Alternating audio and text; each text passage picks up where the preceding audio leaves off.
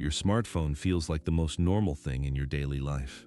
You use it for messages, videos, games, photos, and staying connected with the world. But what actually powers its battery? The answer is cobalt. This metal is essential for modern batteries, yet its journey is far from simple or clean. In reality, cobalt exposes a major contradiction in today's world. While we talk about green energy and a better future, much of it begins in some of the poorest and most dangerous mining areas on Earth. This is the story of the cobalt trap hidden inside every device we use daily. The metal that powers modern life. Cobalt is not a household name. Most people have never seen it, touched it, or even thought about it. Yet it plays a critical role in many lithium-ion batteries. These batteries power smartphones, tablets, laptops, power tools, and many electric vehicles. Cobalt helps batteries store energy efficiently and safely. It also helps batteries last longer and reduces the risk of overheating. As technology expanded across the world, demand for cobalt exploded. The rise of electric vehicles created an even bigger demand. Governments wanted cleaner transportation. Companies promised a future with fewer carbon emissions. Consumers wanted longer-lasting batteries. As a result, cobalt became one of the most important minerals in the global economy. Demand for cobalt used in battery manufacturing has increased dramatically over the past 2 decades. But there was one problem. Most of the world's cobalt comes from a single country, the Congo connection. Around 3/4 of the world's cobalt is mined in the Democratic Republic of Congo, often called the DRC. This country is rich in natural resources. It has vast deposits of cobalt, copper, gold, diamonds, and many other valuable minerals. On paper, that should make the country wealthy. But reality is very different. Millions of Congolese people still live in poverty despite living on land filled with valuable resources. For many families, mining is one of the few available ways to earn money. Some work in large industrial mines operated by major companies. Others work in something called artisanal mining. This is where the story becomes much darker, the reality of artisanal mining. Imagine waking up before sunrise. You grab a shovel, a hammer, and a sack. Then you walk to a muddy pit dug into the ground. There are no heavy machines. There are no advanced safety systems. There may not even be proper protective equipment. Now imagine spending hours underground in narrow tunnels that could collapse at any moment. For thousands of artisanal miners in the DRC, this is daily life. Artisanal mining refers to small-scale mining performed largely by hand. Workers dig, sort, carry, and transport mineral-rich rocks themselves. These operations can be extremely dangerous. Tunnel collapses, landslides, dust exposure, and injuries are common concerns. Researchers and human rights organizations have repeatedly highlighted unsafe conditions and child labor risks within parts of the artisanal cobalt sector. Some families bring their children to mining areas because they need every possible source of income. The issue has attracted global attention for years. News reports, researchers, and advocacy groups have documented children working around cobalt mining operations and supply chains. For many people in wealthier countries, these realities feel distant, but the connection is much closer than most realize. Because the cobalt being dug from these regions often enters the same global supply chain that feeds the technology industry, following the supply chain. So where does the cobalt go after it leaves the mine? This is where the story becomes global. After extraction, cobalt is usually processed into intermediate materials such as cobalt concentrates or cobalt hydroxide. Then it begins a long journey. Large quantities are shipped from the DRC to China. Why China? Because China dominates cobalt refining. Although Congo mines most of the world's cobalt, China controls the majority of global refining capacity. Estimates place China's share of cobalt refining at roughly 70% to 80%. In simple terms, Congo digs much of the cobalt. China processes much of the cobalt. The refined material is then used to manufacture battery components. Those components become battery cells. The battery cells become battery packs.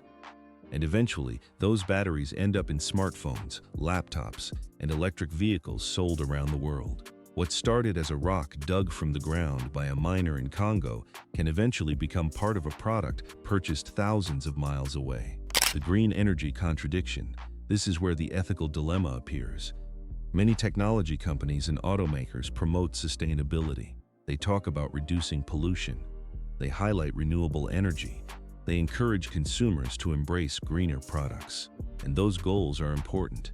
Cleaner energy can reduce emissions and help address environmental challenges. But critics argue that the green transition also raises difficult questions. If a clean energy future depends on materials extracted under dangerous conditions, can the supply chain truly be considered clean? This is not an easy question. The reality is complex. Not all cobalt comes from artisanal mines.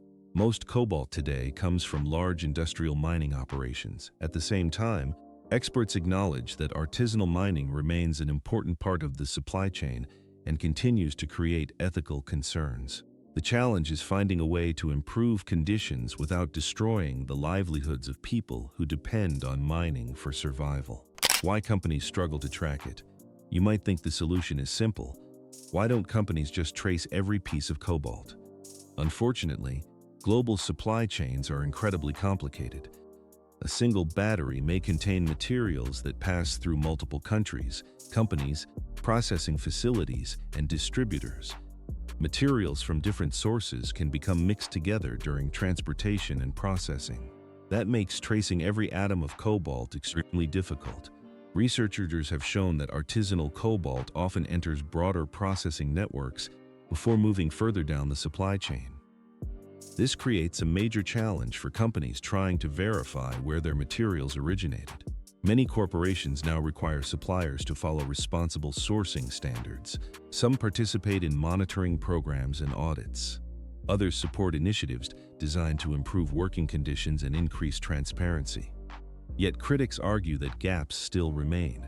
In such a vast global network, blind spots are difficult to eliminate completely. The money behind the system. To understand why this continues, follow the money. The battery industry is worth hundreds of billions of dollars. Smartphones generate enormous profits.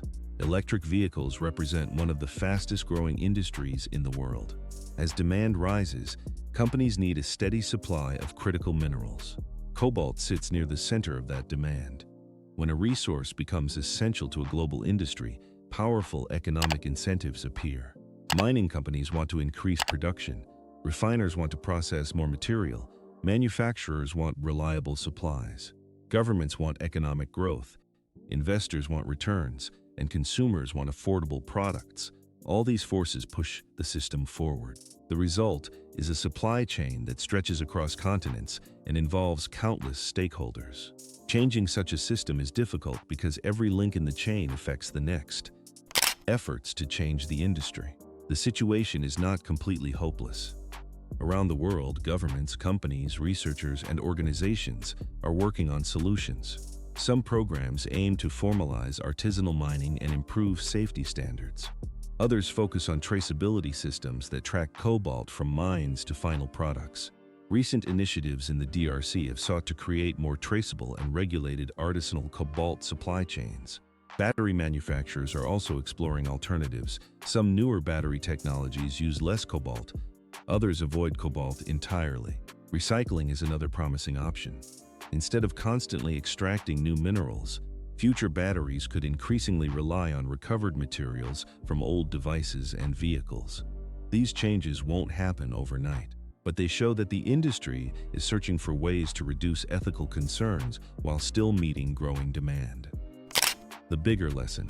The cobalt story is not really just about batteries, it is about globalization. It is about how products connect people who may never meet.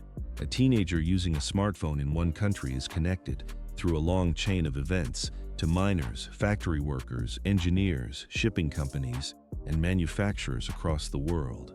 Most consumers never see those connections.